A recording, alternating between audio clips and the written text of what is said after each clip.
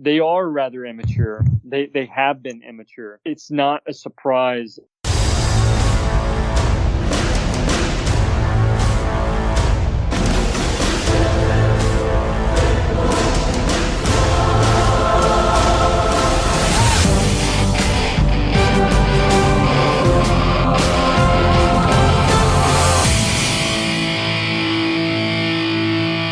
Overcharge the ion accelerator.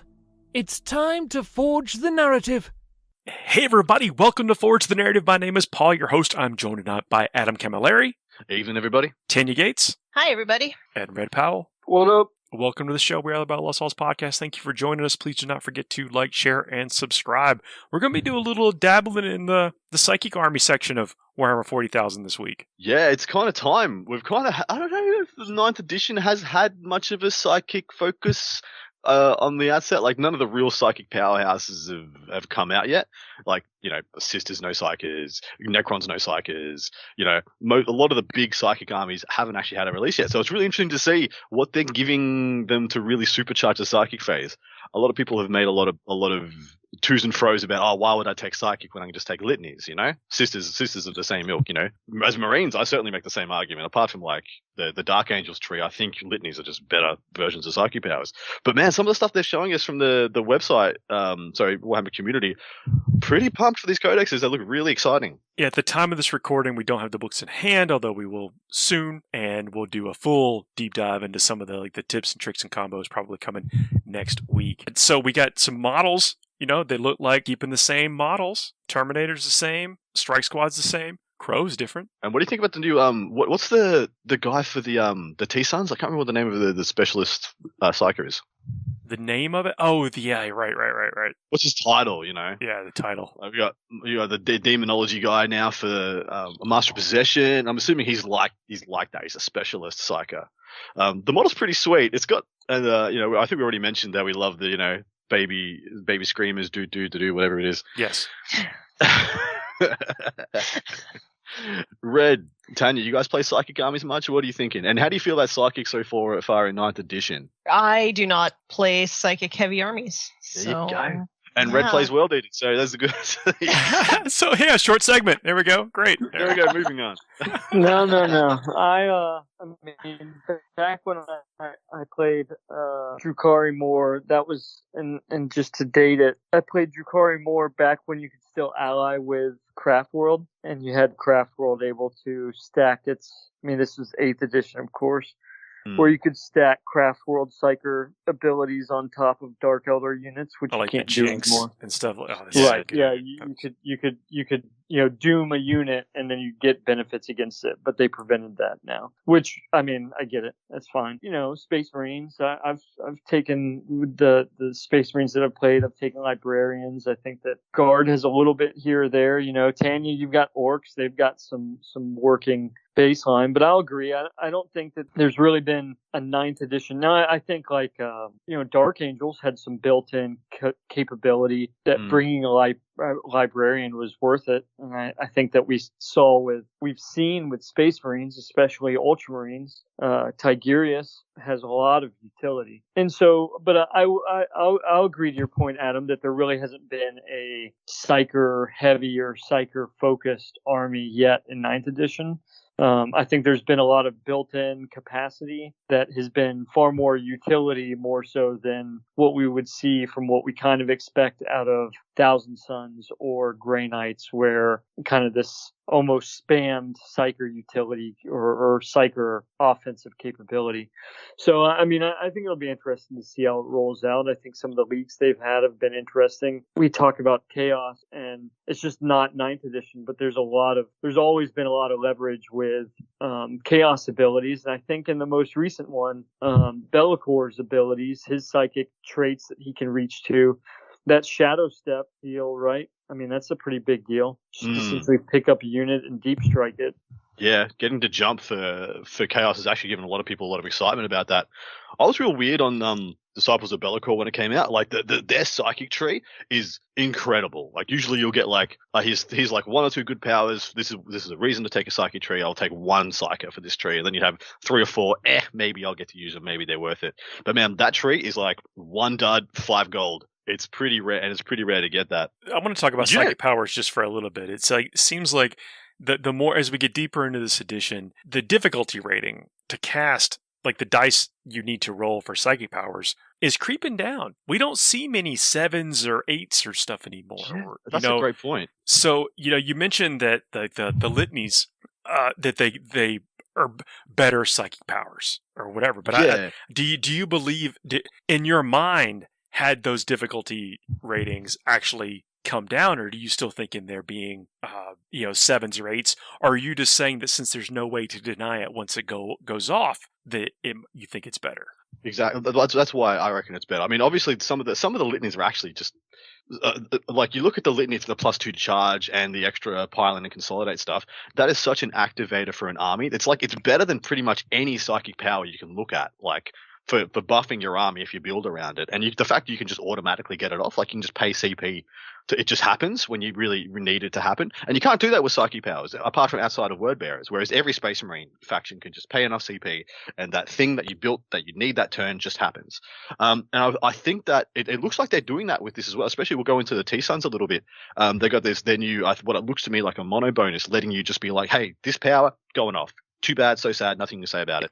And that feels good. That feels like that's something psychic powers were really missing. Because when you think about it, you've got so many failure points for psychic powers. I mean, the litany, you have one failure point, and that being the roll. Yeah. You can't perils off that roll and kill yourself, which is one failure point for psychic powers. You can't roll under and fail to cast it. You can't be denied by an enemy psyker. You can't be denied by enemy stratagems. And like stuff like you can't be denied by Sisters of Battle using their what is it called? Their 5+ auto deny. Yep. I can't remember what it's called though. Can I remember? It's like the sacred rights. Sacred rights. That's it. Nailed it. And eventually, so yeah, there are so many ways you can fail a psychic power. There's only one way you can fail a litany, and so that's why it just means it's just much more risk-free gaming to invest in those rather than the other. And so I'm really happy to see that they're letting you get some more reliability out of your psychic powers, because you are like both these armies, Grey Knights and T-Suns, you're paying a premium on the point of the model.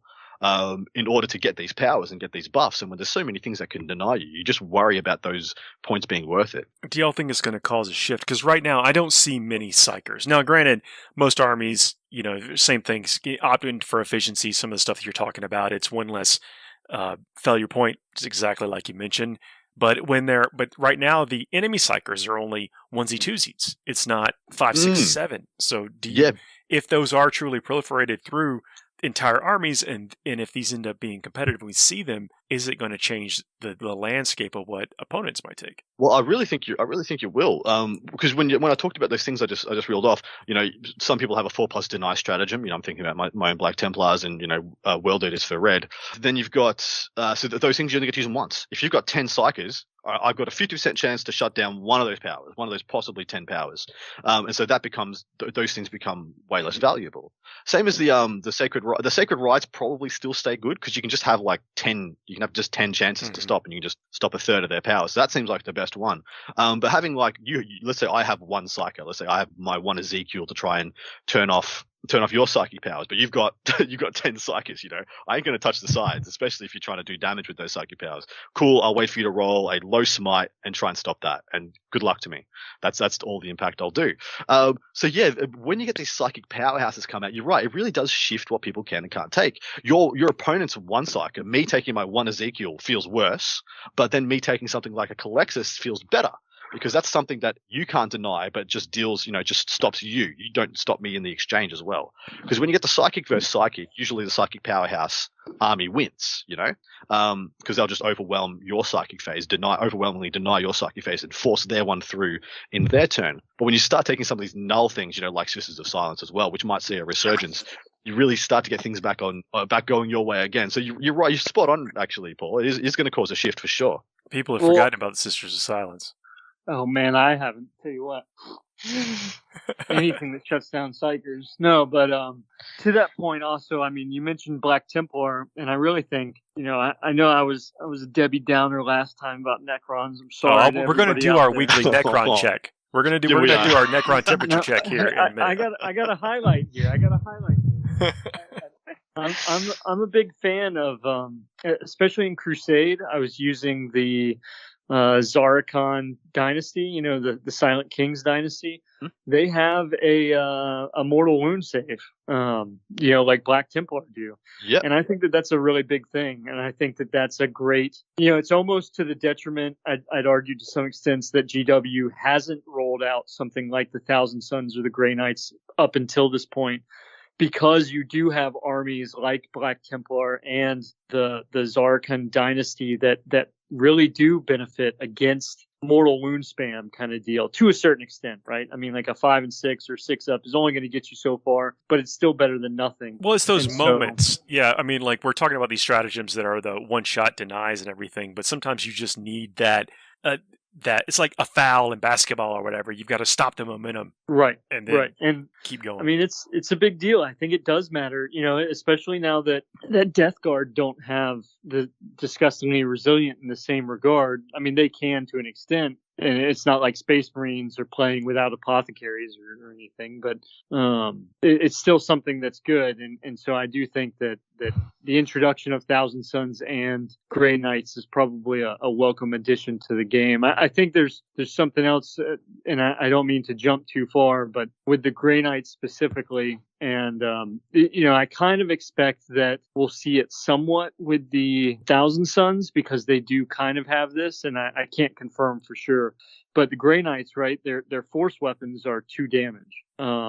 And they kind of have built in like the Death Guard. We don't know if I can't tell you if they have shock assault or not, but it does look like they're not only +1 wound, which we expected, but also +1 attack in some cases. Oh, yeah. And so that's a lot of attacks. That's a lot of damage, 2 damage. And then on top of that, with the mortal wounds capability or their psyker capability built into all their units, it's a pretty big deal. There's a lot of compounding factors there. I'm not saying it's an auto win by any means, but the Thousand Sons aren't too far removed from that. If they're almost like the Chaos version or Chaos rendition of this, I think it's pretty awesome. I think it's really great. So let's do this while we got you. What are Necrons? What are their pivot if Psychers start to dominate the battlefield? Oh man, I mean they do have the Immortal Will, I think is a warlord trait that allows them. That gives them their 1 deny. You got to start somewhere, I guess. I mean, they're better off than Tau. Yeah, so. Is it the Gloom Prison on the Tomb Spiders that also give you a deny as well? I believe that's still there, yes. And you can run those. I mean, I know everybody, like, there's some people out there that think I'm crazy for it, but when it comes to the Canoptic build, there is a Canoptic build with the Necrons that you can capitalize on. And part of that could include spiders with gloom prisms but I mean, it's only so many denies, right? Like it's only going to do so much against spam. But really, you go back to the Zarkon dynasty, and they do have a save against mortal wounds, which I think is a great deterrent, because on top of that, not only do they have the save, but then in a lot of cases, taking like, the Silver Tide of Necron Warriors or something, they also have reanimation protocols. So, it will be a slog for a mortal wound spam against the Necrons to a certain extent, against their infantry units, especially whether it's immortals or warriors, because how frustrating is it that you try to spam so many mortal wounds, they have so many saves based off of their dynasty trait, and then they also get reanimation protocols to get back up. And I'll put it out there, the other thing you can do is try and convince your opponent that pariahs still exist, and then you're fine. Yeah. There's nothing saying you can't use like the 3rd edition book, right, Adam? Yeah, that's right. But technically, I don't think that there is. But you're right about the Gloom Prism. It does allow the unit to deny as if it were a Psyker. Yeah. But at what point, though, and I know we're getting far off the course that we started on, but at what point do you start getting diminishing returns? Do you tech up for one style of list and it weakens you, or is there any value to those units like that have the Gloom Prism or whatever outside of just that ability? Yeah, I mean, spiders can hit like trucks. I say can because it takes a little bit of synergy and a little bit of right placing, because they're not the fastest, and you gotta factor in this and that, whatnot. But like, I think that there's some utility. I'm not going to sit there and say like everybody needs to go out and spam spiders, because that's not real. But I mean, just being real. But at the same time, like, is there some utility to it? Sure, I think there is. I think that you can go into it with an idea like, okay, if the meta shifts this way in my local area, I could consider doing this, and that's okay, because there's a lot of other stuff that they do well that I think a lot of people don't really like. That's just an added benefit, right? It's kind of like Black Templar. The mortal wound save that Black Templar has is not like the core trait that everybody's building their army around. I think that there's other things with the Zarkon dynasty. Like, personally, in my opinion, they have a relic and they have a warlord trait that if you capitalize on those two, you can really take advantage of the dynasty protocols and the extent to which they're being used. And so there's a lot of cool flexibility in that. That's just, other things to consider. So I would not hinge on it as it being like the one saving grace, but rather a mutually inclusive benefit that comes with everything else. It's tough. It is tough, but I do think that it's something Necrons could consider if suddenly you find yourself facing down, Magnus and Ahriman and a bunch of other psychers all of a sudden. Yeah, very cool. I'm digging the look of it. Like, I know we've talked about the Crow model just a little bit, but he's fantastic. Yeah, real impressive. It is. He almost looks upscaled, right? He almost looks like he's the pictures have him not super close to a strike squad, but he does look a little beefier. Yeah. Well, I even remember when Grey Knights first came out and people were saying they were bigger than regular tactical Marines, yeah? I think their shoulder pads had a lot to do with that. Yeah. Because they have all these embossed and high shoulder pads. And then I remember prior to Primaris Marines, we had the Death Watch kits came out, and they were obviously a couple of mil bigger than conventional as well. Yeah, whenever you put their weapons on things, they look like... Because I kit bash a lot. Yeah. Yeah, interesting. I would be surprised, if he's on more of the Death Watch size of things for the non-Primaris Marines. With the Necron chat, and I guess with the talking about the mono bonus I mentioned a minute ago, is that what you guys? There's this Cabal ritual thing that they've told us about. I wonder if you want to tell us about that, Paul. Oh, let me find it. I alluded to that a minute ago, saying that here's a way that they've built you in a way to make your psychic phase more reliable, and they've made it kind of another resource pool. And I don't know if this is a mono bonus, but this is what it feels like to me on face value. And please, I'll be very well chagrined if I'm incorrect. You talking about the Cabal-like rituals? Yeah. It's a really interesting mechanic. So to my mind, the last T-Sons Codex never had a mono bonus. It came out kind of in that weird realm where you didn't get any real significant buffs if you were entirely T-Sons. Like you got all and then the Psychic Awakening, you got some cool stuff, but it never really pushed them across, I don't think. Hopefully this does. So this is at the start of your Psychic phase. You generate a pool of Cabal points depending on the number and type of Psychers in your army. So Magnus generates 4. Airmen, Exalted Sorcerers, and Thousand Sons Demon Prince generate 3. Regular old Sorcerers, 2. And then Scarab, Occult Sorcerers, and Aspiring Sorcerers, and Zangor Shaman, 1 Cabal points. You can spend these Cabal points to augment the capabilities of your Psychers. And it says, and you'd be mad not to. Because you don't get to carry them from phase to phase. And so you get them at the start of your Psychic phase, yeah? And then you use them in your Psychic phase to buff or debuff. This first one is where I think the money is. And I think if you're going to build a mono T-Sons, you need to guarantee you're going to get 8 at the start of each, just because of this one. You want to read it out, Paul? Yeah, so it's the Kabbalistic focus. 8 Cabal points, so you've got to have any kind of combination that's going to get you that. 3 Exalted Sorcerers, as a for instance, would get you 9, so you could burn the 8 on this. Use this Kabbalistic ritual after a psychic test made for a unit from your army is passed. That psychic power or psychic action cannot be denied. And it's the second part there that I think is the kicker. So psychic action. Now, we haven't seen a lot of armies that can take really good effective psychic actions. I know in the Necron matchup, a lot of people were if I've got my single Inquisitor, that's a good time to take one of these psychic action ones, because I just walk this guy into the middle. If you haven't got Cesarica and you can't deny, and this guy's just going to get me 12 to 15 points. This is another one like that. And with Psychers coming to the fore, we're going to see a lot more people probably taking some stuff to mitigate what they do. But then this is like, sorry, bro, this is my 3. I pay 8 Cabal points in my Psychic phase to just get 3 points on my secondaries. Yeah, yes, please. Like, absolutely. That's something we hadn't talked about before. Is the fact that there's actual actions that you'll have more than enough capable units to perform, and will be more difficult for your opponent to deny because you have so many units. On top of that, I haven't seen their full tree. I don't know if stuff like, Doombolt with the half move, which is very key at some points, or is it Death Hex with the removal of invulns is still a thing for them? We don't know that, but those are powers where you're like, this thing is going to change or win me the game if it just gets off. And, you can just drop 8 Cabal points, which isn't CP or anything. These are things you generate every turn to just guarantee value. I think it's an exceptionally clever thing by G-Dub, and I think it's going to be hopefully a great thing for T-Suns players. They give us a kind of a sample of the range here too. So for 5 Cabal points, Kindred Sorcerers uses Cabalic Ritual after taking a Psychic test for a unit in your army. Add 1 to that test. So it's still making things harder to deny. You roll that. You roll that at 10, you want to make it an 11? Yeah, you want to get to the next breakpoint on it for a super smite? Or did you fail to cast it by 1? And bang, up at 5 Cabal points, it went off instead of not going off. It's huge. Yeah, I think that's the fact that you can use this after the fact is big. Yeah, same. Yeah, I think the after the fact makes it good. Yeah, this is going to make them, I don't want to say dominant, but very reliable.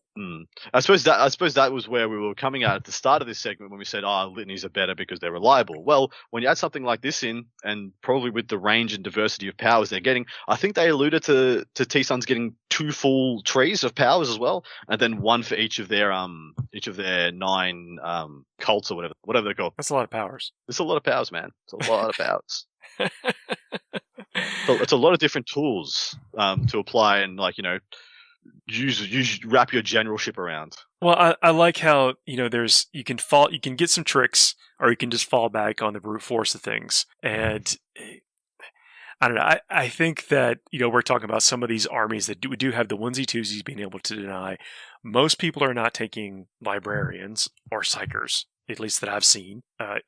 It's going to be difficult, I think, to prevent them from doing it. I think the question is what they can do good enough? Yeah. And that's what's going to take some playing. That's what's going to take getting in the hands of the people to use. But okay, so I have a question. Is it worth even building denies into your list through a psyker if for 5 Cabal points they can just add 1 to the psychic test? Like, that's probably going to be on top of whatever pluses they get for the character themselves, because I'm sure there's going to be some that are going to have +1 to cast, right? Well, it's still got to roll that dice. I mean, this could be changing a 4 to a 5 or a 5 to a 6, and so getting the option to roll.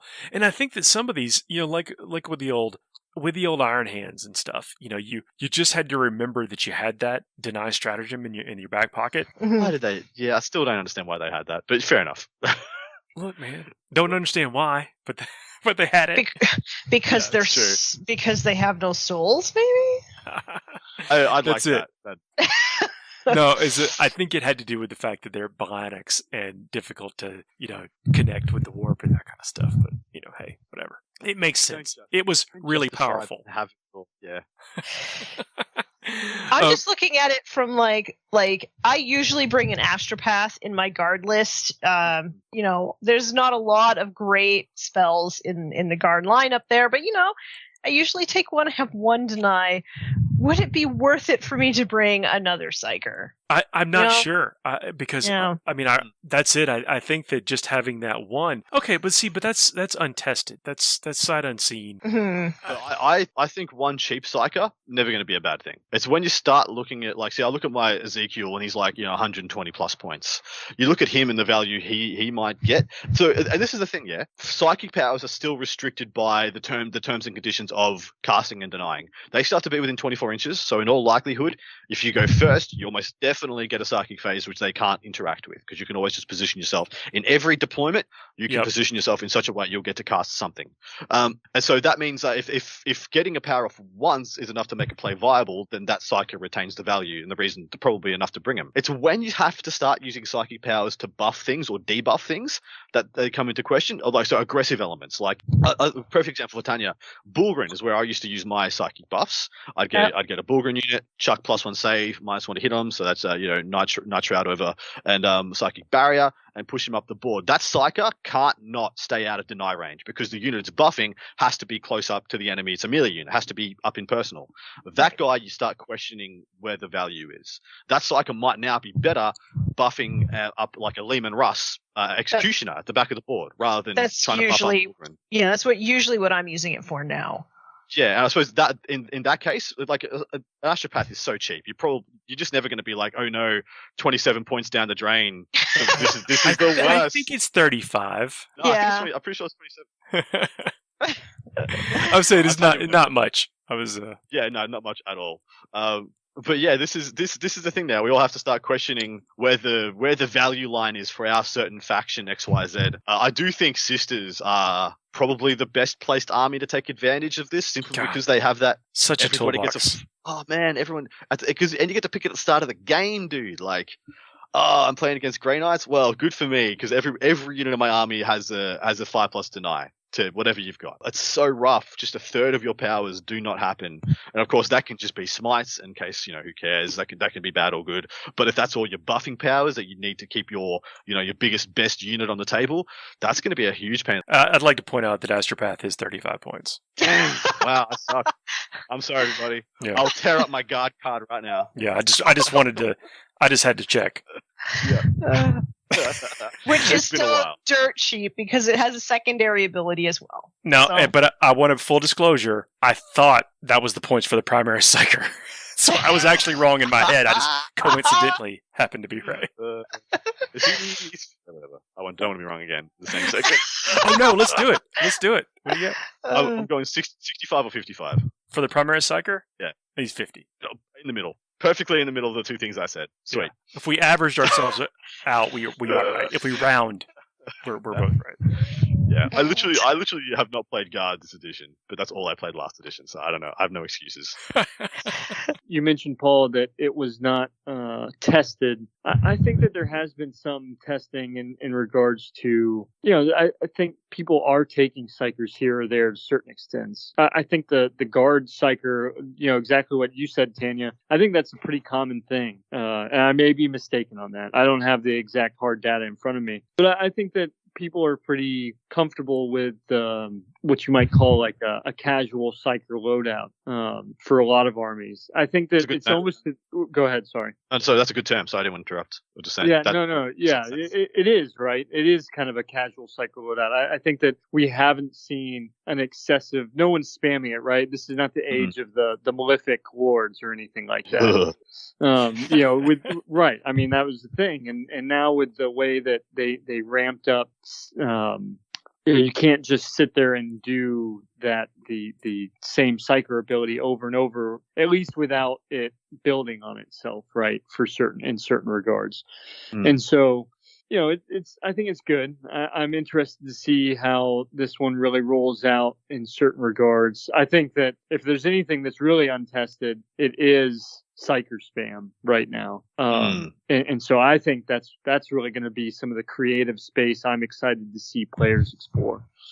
I agree. I hope they are dominant. I mean, I hope that they make an impact and we see them as an element, because it's one of those phases of the game that I think is, I don't say it's underutilized, because it really, they can, when you get them the powers off, it really changes the landscape of the battlefield. I mean, we know how, like, Warp Time, Chaos, I know we talk about them a lot, but they're kind of an underrepresented faction right now. But if you get a savvy general who pops off a Warp Time on the right model, they're winning games. Spot on, dude. Or a Shadow Step, or whatever it may be. And yeah, you're right. We haven't actually seen a dominant psychic army yet, like one that can actually turn the tide of the game in that phase. We have that for every other phase. We've got armies that do it in the movement phase, in the shooting phase, in the assault phase. But yeah, now we're going to see if the psychic phase, if there's enough power in these factions, they can actually dominate or win a game in that phase. The only times I've seen a game won or lost in a psychic phase is when I've turned off someone's obsec. And then I won by 5 points instead of losing for 5 points. Wow, that's dirty. Yeah, oh yeah, it's nice. It's nice when it happens. But that means that was a really good game, because that game was won or lost by 5 points. That was a close, awesome game of 40k. And which was close enough to be have changed on the role of like a single instance of shooting or fighting as well. And so yeah, I'm really excited to see what comes out of these.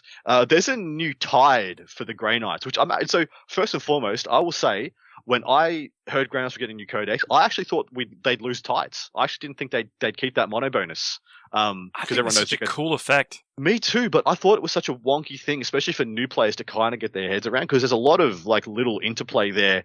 Which one do you start in? Which one do you shift to? And when do you do it at the start of a psyche phase or at the end? And there's a lot of interplay, a little metagame around that. Let's take a break and then we'll jump back and talk about the Tide that we know about. Beautiful. See you in a second. FTN is brought to you by Discount Games Inc. Please visit them at www.discountgamesinc.com. And don't forget to ask Jay about ways to save even more on your hobby projects. Hey everybody, we are back and we're going to talk about the Tide that we know about. Tide of Celery. No, Celerity. That's where my brain went. Me too. That stuff you didn't think you want, but it tastes so good with blue cheese. And it makes great salt, like super good salt. I also make great salt. Sweet. I don't know if that's a metaphor or not. I don't know. It's The vast wastelands of the warm distress. Nothing but salty. Nothing but salt. Tide. Everybody picked up quarantine hobbies. Maybe making salt was one. Yes, because there's so much salt in the middle of the desert. There might be salt in the middle of the desert. Yeah, I don't know. I guess we'll answer that. That's what you got to come back for next week. We'll have the answer for that. Yeah. Like, share, and subscribe. Find out if there's salt in the desert. So the Tide of Celerity, while this tide is dominant for your army, each time an advance roll is made for this unit, treat a dice roll of 1 or 2 as 3 instead. The second bullet point, and this is not a or do something fancy to get this. This is just, while the tide is dominant, each time a charge roll is made for this unit, treat each dice roll of 1 or 2 as 3 instead. So it's each advanced die roll and then each charge dice roll. So we haven't actually seen this for a while, where we see a rule interact with specific dice. Like usually it's interact with any of the dice, of a charge especially. And this one is like, okay, so let's say I roll a 1 and a 6. And I've deep struck in from reserve. I made that charge, guys. Yeah, turns it from a 7 to a 9 immediately. This is a big deal. Or you roll a 4, it goes to it becomes a 6. Sorry, double 2s. They become 2. Yeah, you roll snake eyes. It's a 6. Your min charge goes from being a 2 to a 6. It's amazing, especially like, let's say you're charging through terrain or through ruins and you're 4 inches away. You just made that charge. That's just guarantee it happened. I think this brings a huge swathe of reliability and value to the Grey Knights army. I think this is a phenomenally good tide, phenomenally good buff. Grey Knights are choppy. We know that. They have weapons that they can shoot and they can melee. And I'm sure you pay a premium for those abilities. And so what do you want to do? You want to make sure they can do it all the time. And this tide, I really think this is going to be an enabler where a lot of people spend this as their dominant tide for their army. Yeah, me too. You think about some of the units that you have that move 12, or a Rhino that it moves fast, and sometimes you just need to get over a line for an engage point or behind enemy lines or get on an objective, and you have to roll that advance and you're at the whims of it. If you're 15 inches away, anything bar a 3, you're on. Sorry, if you're under 15 inches away, you're just on there. You just get there, and then everything else you roll on the advance is just gravy. Big fan, a big fan of anything like this, and I think this adds, because this is their 5th one now. They've got and obviously this is the one I think is the worst, is the lieutenant only in combat one, where everybody gets a real ones in combat only. That I feel like that needs to be combat and shooting to hold up to the other ones, because man, the shooting one, the psychic one, and the cover giving one are both really good in 9th edition. Why do you say that? Because I think they're already choppy enough. Firstly, they're already choppy enough that when you get there, usually you do the damage, especially things with Terminators, Paladins, Nemesis Dreadknights. They're already so killy, they don't usually need that much help. But adding all the extras to the shooting phase, never a bad thing, especially with Astral Aim. Actually, I'm really excited to see what happens to Astral Aim, whether they keep it, whether the power goes, or what it becomes. I want to slightly challenge that. I mean, we don't know what the points you pay for those ability, the stuff that does that. But if you're essentially getting that for not a whole lot of extra cost, then it's going to keep you from bouncing off things like Death Guard. You need every the real ones in there. Oh, just everything to get past their damage reduction, or everything to get past somebody's invulnerable save or whatever. Every extra little thing helps, and it keeps you from bouncing off some of these things. Yeah, that's fair. Look, and honestly, there are going to be times and places where it's where you're going to be so happy that you changed that tide at the end of your psychic phase. But I mean, so that's the issue, yeah.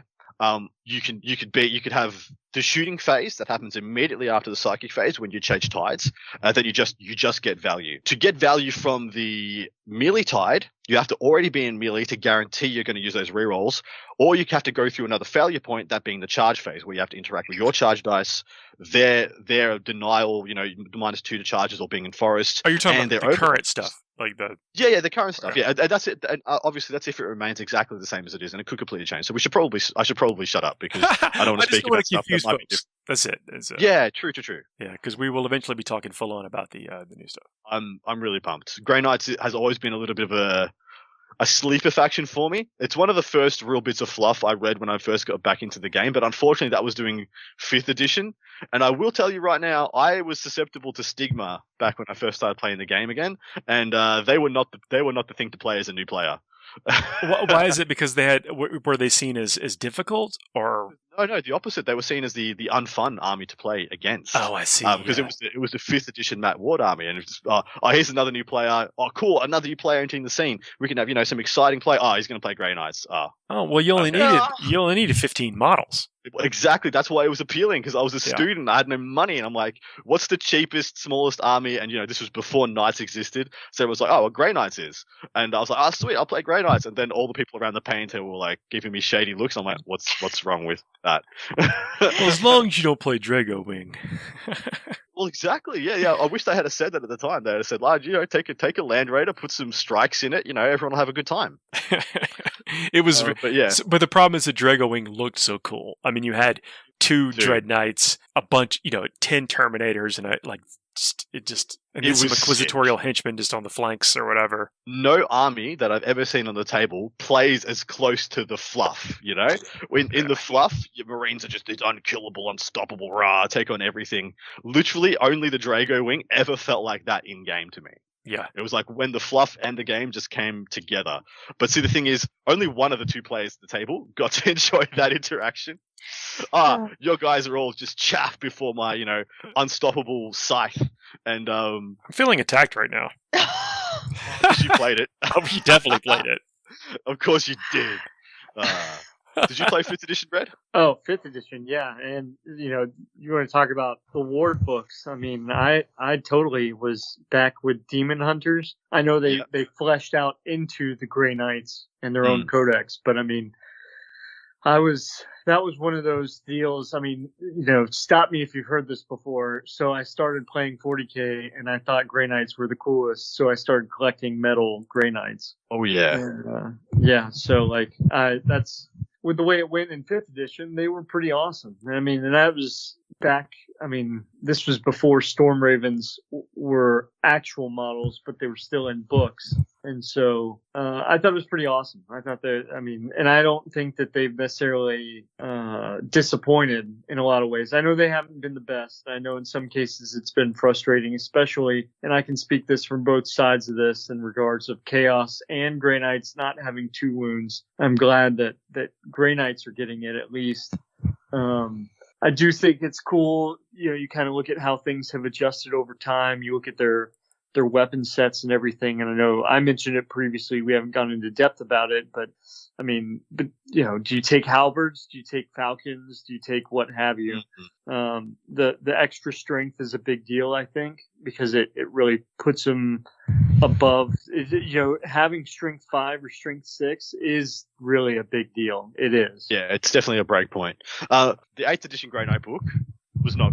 I think there's no one who can run away or hide from that fact. It just didn't have enough stuff in it. Like they had one of the least amount of relics and traits and psychic powers. And just I loved using them as allies. Like I really loved using a couple of strikes and a Dread Knight Grandmaster. Well, I was about to say, every single codex since the Matt Ward book, I felt like they resemble more of what they are, which is a specialist force. They're not a generalist, frontline Space Marine army. They're a specialist. They're there for like Deathwatch is there to kill Xenos. They're there to kill demons and combat.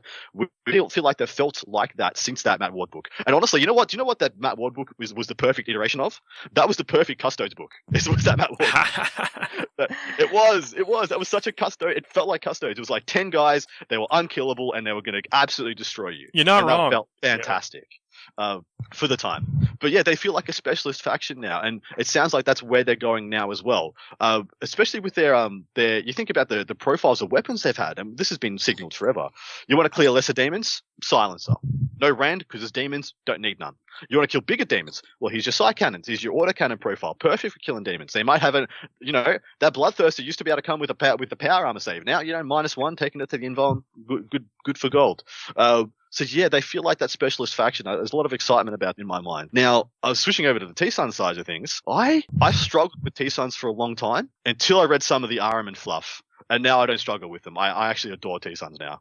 I think they are such a tragic, so you just didn't get their vibe or whatever, all is dust. Or yeah. I don't think I really understood the struggles they went through and just how hard everything has always been for the T-Suns. Like essentially, as soon as the heresy commenced, they've just been a train wreck. Everything has been uphill. Everything's been hard, and it's just been this core of like.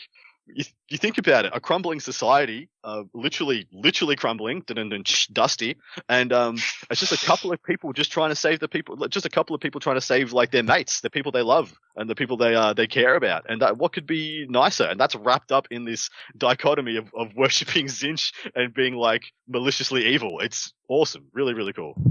I'm not even sure that they're evil though. They do some messed up stuff, but you're right. I'm not sure like if they had the whole chaotic evil, chaotic neutral kind of thing where they would be. That's definitely up for debate. I do think Magnus was pretty much robbed there at the Council of Nicaea. Yeah. To say he wasn't persecuted and like directly they were voting in such a manner to directly harm him, like that's a mistake. He was targeted. And oppressed. Then what a jerk is Mortarion. Like, look, I gotta. And what a hypocrite. What an absolute hypocrite when he's a psycho himself to be doing that. It's just so I love that piece of intrigue as well. Yeah, I mean that's one of the coolest parts in the story because we've grown up with the game. You know that this happened, and it's like it's analogous to when they rewrote the King James Bible and that kind of stuff. That's it's very much there. Like the laws of man have changed at this point in time, and it's one of those things where they really shed a bunch of light on it in the novel, and it's amazing. All the intrigue that's happening, all the stuff that's happening, almost like the capitulation that the Khan and Sanguinius have to kind of endure there or go through, are party to, and then all this happening with Mortarion, and then Magnus, and then. What eventually leads. I don't know if y'all, Tanya, are you up to like Prospera Burns and that kind of stuff yet in your reading? Is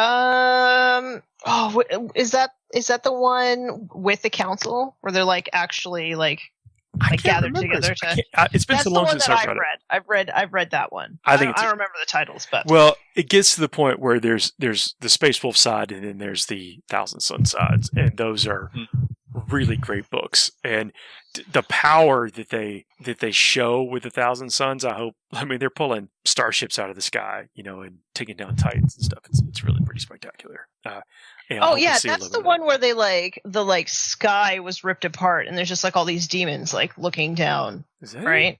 I'm pretty sure there's like this big battle and the sky is like ripped apart and all you can see is the warp demons. It's been a bit since I've read these, and so now I have more. I've got the impressions of what I felt at the time more than some of the stuff. But anyway, I love the way that they portrayed that scene of the council. And then, I don't feel bad for Magnus. You don't? Yeah, I'm with Tanya, but keep going, Tanya. I like to hear your position before I double down. I feel like Magnus, he just wanted to do what he wanted to do, and I feel like he was arrogant and thought that he knew more than his dad. And I really feel bad for Ahriman. I think Ahriman is a more compelling character. I feel very bad for him. He's basically like mopping up the mess that Magnus made for him. you know? I actually agree with that wholeheartedly. I think Ahriman is the relatable character, and well, the writing of Magnus seems quite petulant, seems quite I don't know, like a moody teenager, so to speak. Whereas Ahriman seems like just a good dude trying to do the right thing for a lot of it. Yeah. Even though he ends up doing horrible things. Well, no one gets through like chaos with their innocence intact. You know? No. Actually, no one gets through the 41st millennium. Let's not be around the No. bush. Yeah. So I think that there's a lot to consider here, and I'm gonna make a really far out bridge here that I need you guys to kind of hang in there with me. Somebody had to. I totally agree with you, Tanya, in regards that like I don't feel bad for the Thousand Sons. I don't feel bad for Magnus. And I think that feeling bad for them is a trap. Did you guys get to see WandaVision yet? Oh yeah. I did, No, yeah. I don't watch TV. Okay, fair enough. But for those that did, right? I think that the way WandaVision was released, and this is important. This is very important to me. I love this. So Whatever you're doing right guys now, I'm here for it. because this really gets to the Thousand Sons here in a second. Is that I think a lot of people watched WandaVision and didn't like it because they failed to make the connection in regards to the context, because we as the viewers didn't really see it in the appropriate context in which it was delivered. And somewhat that is a failure on the presenter's case, right? It's not really the story's fault as much, other than outside of the fact of how the author wrote it, right? And what I'm getting at is like, so in WandaVision, a lot of people I think struggled to make the connection that Wanda, if you follow her story in the Marvel arc, she, so she has the issue where she's essentially a rebel, and she, Tanya, you've seen the Marvel movies, right? Like, don't mess me up here. I've seen a few. I think I've seen up to I've seen to like the second Captain America. We got one. some homework. To do. Yeah, we got some work to do. It's not me this time. That's right. That's right. Adam's got a couple books and an app to download. You've got a couple movies to watch. And so with this, so Wanda goes from essentially her family being killed, her parents being killed by a Tony Stark weapon. So she hates Stark, blah, blah, blah. Her parents were killed. She joins a terrorist organization. She's essentially tortured into getting powers. And then she ends up fighting the person that represented essentially what she's hated since she was a child, and then finds out that actually she's with the bad guys, and she ends up joining the good guys, only to have her brother die. And then she falls in love with a robot with a cosmic stone in his forehead, who then also dies after she tried to kill him herself in order to save the whole universe. And then she gets snapped by Thanos, and then she gets brought back, and everybody's like, well, why is she so messed up? Why would she have this traumatic break and whatever? It's like, well, that context I just broke down for you that happened over years as we understand it, and the story happened only in a matter of time. And so what I'm getting at is that there was a lot of context that the viewers had to kind of revisit for themselves, right? And so when we go back into the Horus Heresy books themselves have spanned now, the lore itself is well over decades. The span of time and everything that went into it is so much longer for us. But then when you look at it and how the Thousand Sons lined up, Magnus went into a deal. He made a deal with a warp entity and hid it from the Emperor, right? And the perception that the Emperor is a father figure is absolutely a suggestion that the Primarchs have fallen in on. And when we think about it and how long the Emperor has been alive, and then you look at the Primarchs as somewhat of offspring-ish, but really more creations than offspring, they're supposed to live for, enduring amounts of years, and not just years, but like eons. And so we talk about them, and I think it's a great point, Adam, when you talk about them being petulant. They are rather immature. They have been immature. It's not a surprise in a lot of ways, I think, that just because the way they were brought up in a lot of cases, when you consider, you look at Perturabo, you look at Mortarion, you look at Lorgar, you look at a lot of them were not brought up in conducive environments by any means. they were brought up in very traumatic environments, and not just traumatic, but abusive in a lot of other cases. And there's a lot of things that contribute to that. And then you give them this power and you make them generals of legions of Space Marines and everything. And there's a lot that goes into it. I'm not saying they can't rise above it, but there's just a lot of circumstance and context behind it. They have the capacity, and they also, I very much say, they also have the Emperor. I bet you in some cases, and of course you could just argue a very stark position against what I'm about to say, because you could have said, well, Magnus brings up to the Emperor that he made this deal, and the Emperor just excises Magnus from existence, like he did arguably with one of the other two unknown legions. But he helped the Emperor's children come back from near extinction, right? And so, there's nothing saying that he wouldn't have been able to work through some of these things. It's just a matter of approach. Magnus decided to disregard a lot and thought that he could do all these other sorts of things in spite of what the Emperor was trying to do. And it wasn't until the very end, which we see, and I think, Tanya, from where you're at, you're probably already past this. We know Magnus realized the mistakes that he'd made when he broke through the Golden Throne, or the golden, the gate to the throne.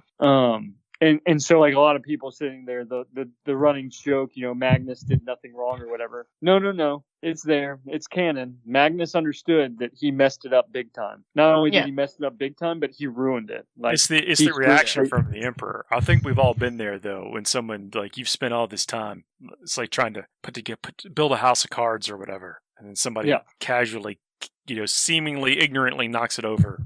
You're frustrated with it. Well, and even then, a lot of people, and I can't wait. I'll gladly, I'll throw down on these arguments, especially in regards to the Emperor, anytime. There's a lot to it, right? You're talking about a cosmic leader, a guy who's this one entity trying to manage this Imperium that spans billions of people, and he even admits. And I want to say it was The Outcast Dead, his little psycho. Such an underrated book. It is an incredibly underrated book. Amazing book and an awesome insight into some things that if you're not really paying attention, you can easily overlook. The Emperor, his psycho projection in the main character's dreams essentially says, hey, look, you can.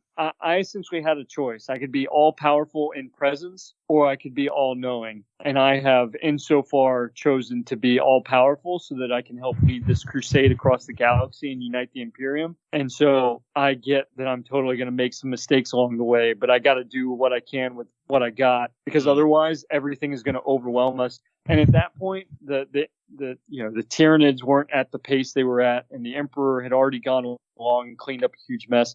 And I've been talking for a while, but I had to get this off, and I appreciate you guys letting me really push this point. Oh, dude, no, this is the love this stuff. Sometimes we gotta kind of nestle into our narrative side. So, all right, everyone's free to respond. I'm done. Oh, I think y'all just don't understand Magnus, is what I think. You're telling me you've never been an angsty teenager? Everybody can relate to Magnus. Okay. Primarchs are still angsty teenagers. I did like what you said there, because these are guys who are supposed to live for epochs, millennia. And who's that for us to say what is a teenager for a Primarch? What is a certain amount of emotional development for a Primarch? And especially when they're all, I think about the development of Conrad Kerr. I'm actually listening to the Conrad Kerr's Primarch novel. I finished the Alfarius one, guys, which I got to say is my favorite so far. If you haven't, that thing is a mind-bendingly amazing one. It's the first one I've read that was written from the Primarch's point of view, which I thought once I read the first couple, I'm like, yeah, I can understand why no one wants to put themselves into the Primarch's shoes, because it's just going to be such a hard thing to do justice to. This book did. Please go check that out. Even if you don't like Alpha Legion, incredibly good book. The writers have done such a great job. I mean, amazing.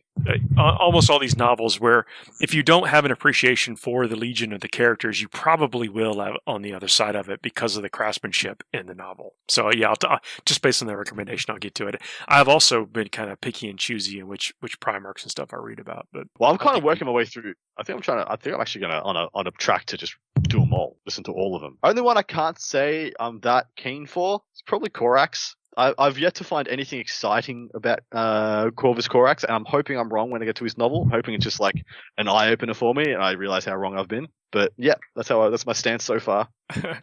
I know we've come a really long way for talking about the tides of battle of the Grey Knights. We always do. But how we got talking about Magnus and originally was like the Kabbalistic rituals, and I'm really hoping there's a lot of depth there that lets you want to like generate those points and then gives you some pretty sweeping things in the battle that others don't, that almost represents them benefit that they got for selling themselves to chaos. Well, I might as well get something. Yeah, dust powers. I'm assuming they're going to get some kind of all this dust still. It's just Ahriman who has the body, right? Ahriman has the body and no one else does. Oh, no, there's a bunch of them. There's a bunch of them. There's a bunch of the sorcerers that did. In fact, the Ahriman books do a good job of showing that. There are a ton. There is a legion of dust warriors out there, but there are tons of sorcerers that are still hanging in there. Okay, the sorcerers. Okay. Yeah, like everybody who is a sorcerer, in my mind, is still a human being. Like, is still a human, and I think that's held up in the fluff as well. But yeah, there's all yeah. That sounds right. I for some reason I thought that, and maybe it just was the impression I got after one of those novels that Ahriman was like, oh my goodness, this is my curse to bear, that I'm the only, I turned everyone except me to dust. We don't often get two armies like this coming out at the same time. And I think this is going to be cool. And what as far as like players go, we haven't seen a ton of new models, so it seems like folks may be able to just like get their collection and hit the table. It's always a good thing. I mean, like, I suppose there was that kind of lag that came with Sisters and with Necrons now, where they got like a whole nother, the whole Sisters range got refreshed and then added on, but like a third more models, a half more models got added onto the Necrons. And so that did come with some time to get them up to speed. Sorry, better analogy would have been Necrons and Admech, where they got like another half their range slapped on. And yeah, they come with hobby lag, doesn't it? But it doesn't seem like it's going to be that for these guys. Look, inevitably, like weapons loadouts may flow or whatever, but if you've got your bits box, then and you're going to get some hobby time in for that. But I think that's kind of, at least it's neat to think about that as soon as you get this codex in hand, you might be able to get some figures on the table and play a 2K game. Yeah, for sure. I think that for me, Thousand Sons is actually one of the most beautiful armies when they're even painted to like a tabletop standard. So if more people are going to play Thousand Sons, I'm all for it. Well, their color scheme is so striking. I mean, with that blue, I mean, I know they've got their own like bespoke blue and stuff, but I've seen people really go all out. And then when you put that yellow offset headdress on them, it's stunning. Yeah, I'm digging it. Yeah, I really love the look of Thousand Sons. If I had to play Chaos Space Marines, it would probably end up being Thousand Sons, but I'm not going to do it. Yeah, because all the trim can't do it. That's actually what I was going to ask. Yeah, about the trim is that how would y'all paint the trim? Because some people think that you should like spray the whole model gold and then paint around the trim with the blue, or would you spray it blue and then paint the gold? No, I get it if that's how they want to do it. I know that is totally technique of like starting out gold, but I can't. Like I do the reverse of that. So I mean, I got to say with Chaos Space Marines, just like you said, Tanya, the Thousand Sons really play into the trim, and it's a massive piece of like how Chaos Space Marines in general, when they go in and you start painting them, the newer models for sure, when you paint them, even tabletop standard, just because of the trim alone, it really does force detail, in my opinion. It's built into the model, not so much just the paint job. Mm-hmm. And so as you start to fill it out, it really just kind of does it for itself.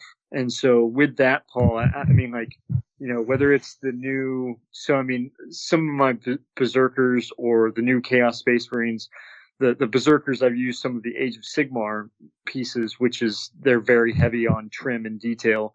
And I really have to, I'll prime it with white and then use the contrast to get the color. And then I feel like after I've got the box color in, I really feel like I start boxing that in by doing the trim as a base deal. And I really think that the trim is easier to do. And, if you flub it or whatever, it's really easy to come back and touch it up with some of the color just to mask some of where you might have tripped over it with the trim. It's really easy, and I think coming back, contrast is a lot of its own. It's awesome magic water stuff, but you can come back with a wash over the metallic trim and really sink it in on the trim recesses. It does an amazing job. And I think, again, from there, the Chaos Space Marine models just do it for themselves, regardless if it's the bright blue of T-Suns or black or whatever. It just really pops with all that trim once it's done.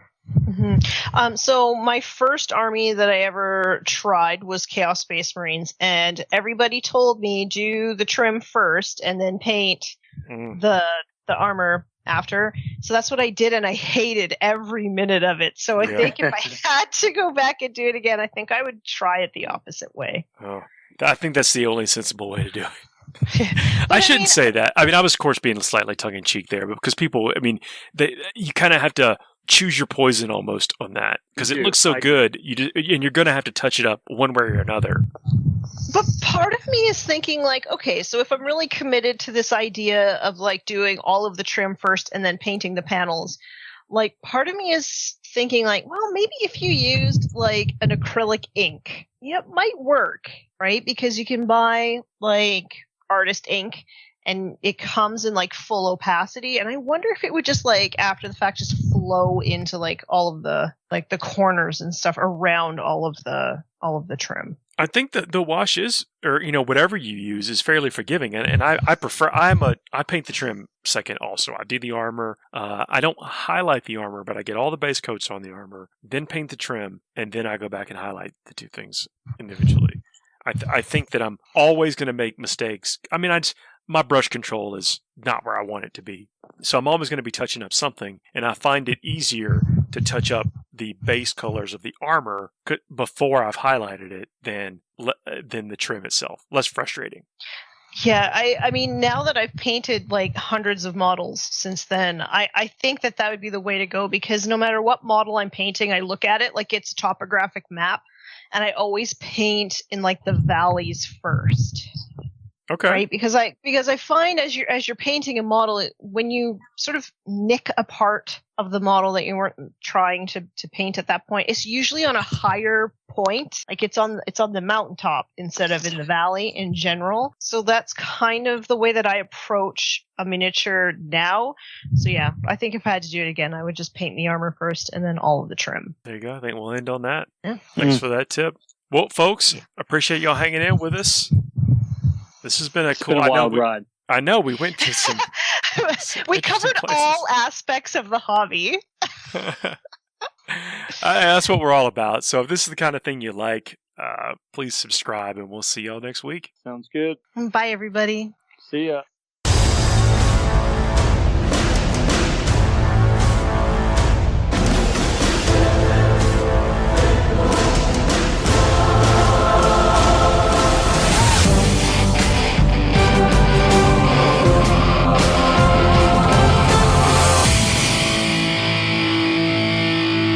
The Sept tenets demand you tune in next week.